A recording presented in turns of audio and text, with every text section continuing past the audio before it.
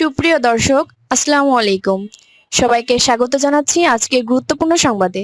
প্রথমেই জানিয়ে দিচ্ছি সংবাদ শিরোনাম, পরে বিস্তারিত। মানিক মিয়া এভিনিউয়ে মানুষের ঢল, লাখো চোখের পানিতে বিদায় নিলেন আপোষহীন নেত্রী খালেদা জিয়া। এদিকে নির্বাচনী হলফনামারি সম্পদের যে বিবরণ দিলেন হাসনাত আবদুল্লাহ ও সার্জিস আলম। সর্বশেষ কারওয়ান বাজারে চাঁদাবাজির বিরুদ্ধে মানববন্ধনে হামলা, পাল্টাপাল্টি ধাওয়া, সংঘর্ষ। শুনছিলেন সংবাদ শিরোনাম, এখন বিস্তারিত। তার আগে হৃদয় ছুঁয়ে যাওয়া একটি অনুরোধ। আজ যদি বেগম খালেদা জিয়া নামটি শুনে আপনার বুকের ভেতরটা ভারী হয়ে আসে, যদি ভোরের সেই খবর একটি দীর্ঘ অধ্যায়ের সমাপ্তি আপনাকে নীরবে কাঁদায়, যদি মনে হয় এই বিদায় শুধু একজন মানুষ নয়, একটি সময়, একটি সংগ্রাম, একটি ইতিহাস বিদায় নিল, তাহলে আজ একটু থামুন। কমেন্টে শুধু লিখুন, আল্লাহ তাকে জান্নাত নসিব করুন। আর যদি আপনি চান তার জীবনের গল্প ভুলে না যাওয়া হোক, তার লড়াই বিকৃত না হোক, তার অবদান নীরবে মুছে না যাক, আর ইতিহাস যেন মানুষের কাছেই বেঁচে থাকে, তাহলে অনুগ্রহ করে চ্যানেলটি সাবস্ক্রাইব করুন। সাবস্ক্রাইব মানে কেবল একটি বাটন চাপা নয়, এটি শ্রদ্ধা জানানো, স্মৃতিকে ধরে রাখা আর সত্যকে নীরবে পাহারা দেওয়ার এক ছোট্ট অঙ্গীকার। চলুন নীরব না থেকে বিস্তারিত জেনে নিই। মানিক মিয়া এভিনিউয়ে মানুষের ঢল, লাখো চোখের পানিতে বিদায় নিলেন আপোষহীন নেত্রী খালেদা জিয়া। যতদূর চোখ যায় শুধু মানুষ আর মানুষ। রাজধানীর মানিক মিয়া এভিনিউ, সাংসদ ভবন এলাকা, আশপাশের সড়ক, সবখানেই মানুষের ঢল। মনে হচ্ছে আজ ঢাকা শহরের স্পন্দন থমকে গেছে এক শোকের স্রোতে। লাখ লাখ মানুষ ছুটে এসেছেন তাদের প্রিয় নেত্রী, আপোষহীন সংগ্রামের প্রতীক বেগম খালেদা জিয়াকে শেষ বিদায় জানাতে।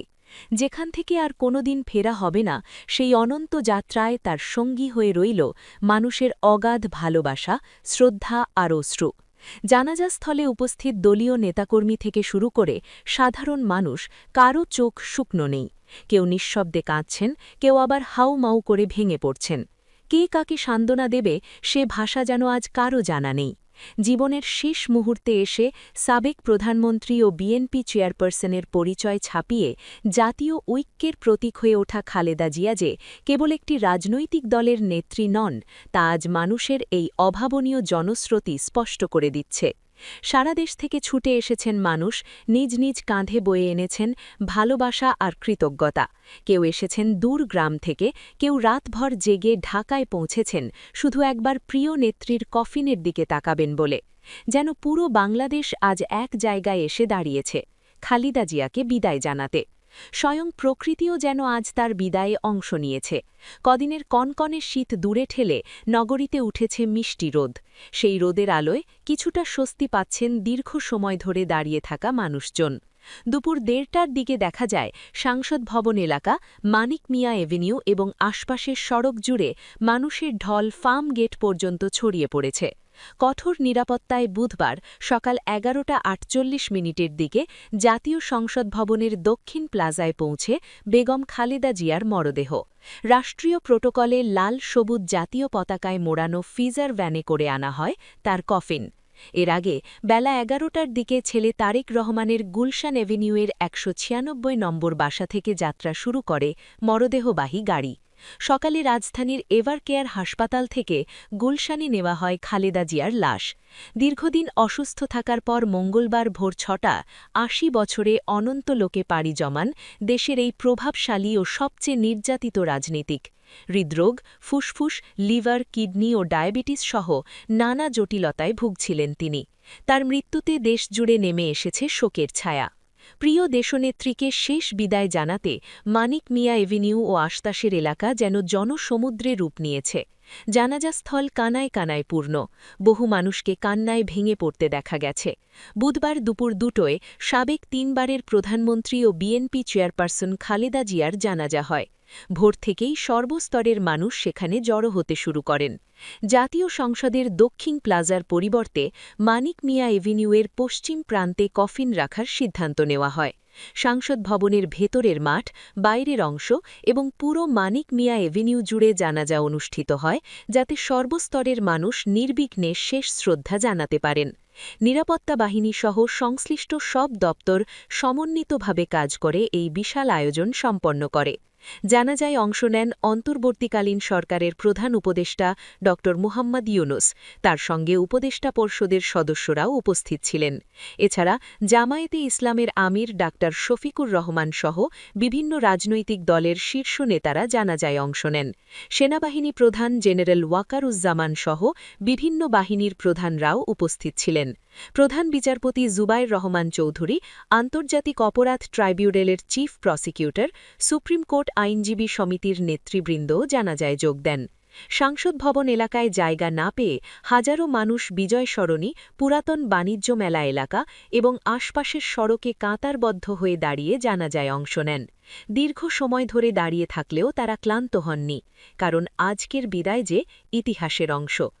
জানাজা শেষে বিকেল ৩:৩০ দিকে শেরেবাংলা নগরের জিয়া উদ্যানে স্বামী শহীদ রাষ্ট্রপতি জিয়াউর রহমানের কবরের পাশে রাষ্ট্রীয় মর্যাদায় খালেদা জিয়াকে সমাহিত করার কথা রয়েছে। সেখানে নিরাপত্তা ব্যবস্থা আরও জোরদার করা হয়েছে। একটি জীবন, একটি সংগ্রাম, একটি অধ্যায়ের সমাপ্তি। মানিক মিয়া এভিনিউয়ের এই জনস্রোত সাক্ষ্য দিচ্ছে খালেদা জিয়া শুধু একটি নাম নয়, তিনি একটি ইতিহাস। আজ তার অনন্ত যাত্রায় সঙ্গী হল লাখো মানুষের ভালোবাসা, শ্রদ্ধা আর অশ্রুসজল বিদায়। এদিকে নির্বাচনী হলফনামায় সম্পদের যে বিবরণ দিলেন হাসনাত আব্দুল্লাহ ও সার্জিস আলম। আসন্ন ত্রয়োদশ জাতীয় সংসদ নির্বাচনকে সামনে রেখে নির্বাচন কমিশনে জমা দেওয়া হলফনামায় নিজেদের সম্পদ, আয় ও আইনি অবস্থার বিস্তারিত তথ্য প্রকাশ করেছেন জাতীয় নাগরিক পার্টির এনসিপির দুই শীর্ষ সংগঠক, উত্তরাঞ্চলের মুখ্য সংগঠক সার্জিস আলম এবং দক্ষিণাঞ্চলের মুখ্য সংগঠক হাসনাত আব্দুল্লাহ। তাদের হলফনামা বিশ্লেষণে উঠে এসেছে তুলনামূলকভাবে সীমিত সম্পদ, আয়ের উৎস ও ব্যক্তিগত দায়বদ্ধতার স্পষ্ট চিত্র। সার্জিস আলমের সম্পদ ও আয়ের বিবরণ। এনসিপির উত্তরাঞ্চলের মুখ্য সংগঠক সার্জিস আলম তার হলফনামায় জানিয়েছেন, তার নামে কোনো বাড়ি, অ্যাপার্টমেন্ট, ভবন কিংবা গাড়ি নেই। হাতে নগদ অর্থ রয়েছে ৩,১১,১২৮ টাকা এবং ব্যাংক ও আর্থিক প্রতিষ্ঠানে জমা রয়েছে ১ লাখ টাকা। স্থাবর সম্পদের ক্ষেত্রে তিনি উল্লেখ করেছেন, তার নামে ১৬.৫০ শতক কৃষি জমি রয়েছে, যা তিনি দান হিসাবে পেয়েছেন। জমিটি অর্জনের সময় মূল্য ছিল মাত্র ৭,৫০০ টাকা, তবে বর্তমানে এর আনুমানিক বাজার মূল্য ধরা হয়েছে ৫ লাখ টাকা। বার্ষিক আয়ের উৎস হিসাবে ব্যবসা থেকে বছরে ৯ লাখ টাকা আয়ের কথা উল্লেখ করেছেন সার্জিস আলম। শিক্ষাগত যোগ্যতায় স্নাতকোত্তর বা মাস্টার্স ডিগ্রিধারী। হলফনামায় আরও বলা হয়, তার নামে কোনো বন্ড, ঋণপত্র বা শেয়ার বাজারে তালিকাভুক্ত শেয়ার নেই। আসবাবপত্রের মূল্য দেখানো হয়েছে ৭৫,০০০ টাকা এবং ইলেকট্রনিক সামগ্রীর মূল্যও ৭৫,০০০ টাকা। তার কোনো আগ্নেয়াস্ত্র নেই। আইনি তথ্যের অংশে উল্লেখ করা হয়েছে, তার নামে একটি মামলা রয়েছে যা বর্তমানে তদন্তাধীন। আয়কর সংক্রান্ত তথ্য অনুযায়ী ২০২৫-২৬ অর্থবছরের রিটার্নে সার্জিস আলম মোট আয় দেখিয়েছেন ২৮,০৫,০০০ টাকা। আয়কর নথি অনুযায়ী তার মোট সম্পদের মূল্য ৩৩,৭৩,৬২৮ টাকা এবং তিনি আয়কর পরিশোধ করেছেন ৫২,৫০০ টাকা। হাসনাত আব্দুল্লাহর সম্পদ ও আয়ের চিত্র। এনসিপির দক্ষিণাঞ্চলের মুখ্য সংগঠক হাসনাত আব্দুল্লাহ আসন্ন নির্বাচনে কুমিল্লা ৪ দেবিদ্বার আসনে মনোনয়নপত্র জমা দিয়েছেন। গত ২৯ ডিসেম্বর দেবিদ্বার উপজেলা নির্বাচন অফিসে জমা দেওয়া হলফনামায় তিনি তার সম্পদের বিস্তারিত বিবরণ তুলে ধরেন। হলফনামা অনুযায়ী স্থাবর ও অস্থাবর সম্পদ এবং বার্ষিক আয় মিলিয়ে তার মোট সম্পদের পরিমাণ ৫০ লাখ টাকা। এর মধ্যে উল্লেখযোগ্য অংশ হল ব্যাংকে রাখা ২৬ লাখ টাকার সোনা। এছাড়া আসবাবপত্রের মূল্য ১ লাখ টাকা এবং ইলেকট্রনিক পণ্যের মূল্য ৬৫,০০০ টাকা দেখানো হয়েছে। ২০২৫-২৬ অর্থবছরে তার বার্ষিক আয় দেখানো হয়েছে ১২,৫৩,৫৩৯ টাকা। তিনি উল্লেখ করেছেন, তার কোনো কৃষি জমি নেই, তবে ব্যবসা প্রতিষ্ঠানে তার মূলধন রয়েছে ১২,৫৩,৫৩৯ টাকা। ঋণ সংক্রান্ত বিবরণীতে হাসনাত আবদুল্লাহ স্পষ্টভাবে উল্লেখ করেন তিনি কিংবা তার পিতামাতা, স্ত্রী ও সন্তানের নামে কোনো ব্যাংক বা আর্থিক প্রতিষ্ঠান থেকে ঋণ গ্রহণ করা হয়নি। বর্তমান পেশা হিসাবে তিনি ব্যবসাকে উল্লেখ করেছেন। তার স্ত্রী গৃহিণী এবং বর্তমানে তার পিতামাতা ও সন্তান তার আয়ের ওপর নির্ভরশীল বলেও হলফনামায় উল্লেখ রয়েছে। আইনি তথ্যের অংশে বলা হয়েছে তার বিরুদ্ধে কোনো মামলা নেই। দুই নেতার হলফনামা বিশ্লেষণে দেখা যায় রাজনীতিতে সম্পদের প্রদর্শনের বাইরে গিয়ে আয় ব্যয়ের স্বচ্ছ তথ্য তুলে ধরার একটি প্রবণতা তৈরি হচ্ছে।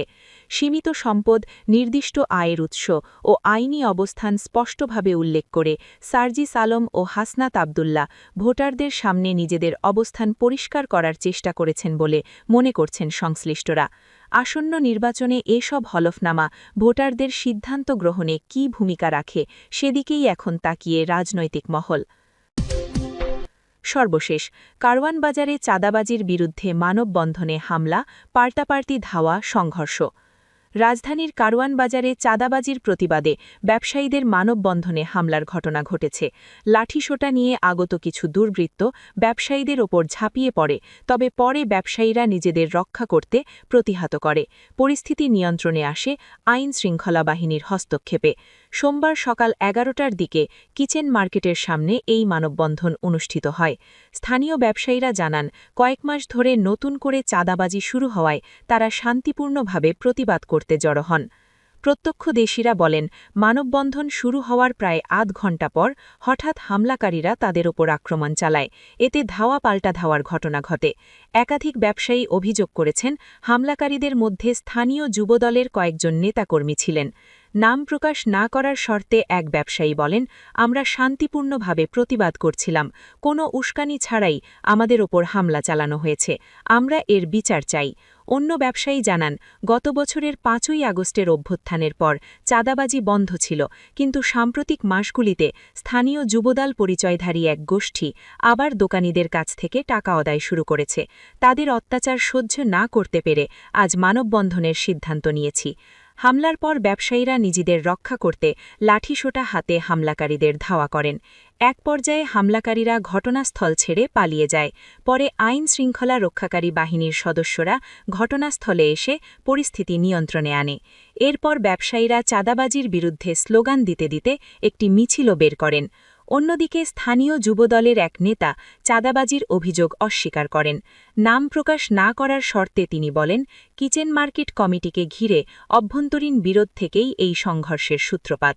এক যুবদল নেতাকে কমিটি থেকে সরিয়ে আরেকজনের কর্তৃত্ব প্রতিষ্ঠার চেষ্টা করায় উত্তেজনা সৃষ্টি হয়েছে।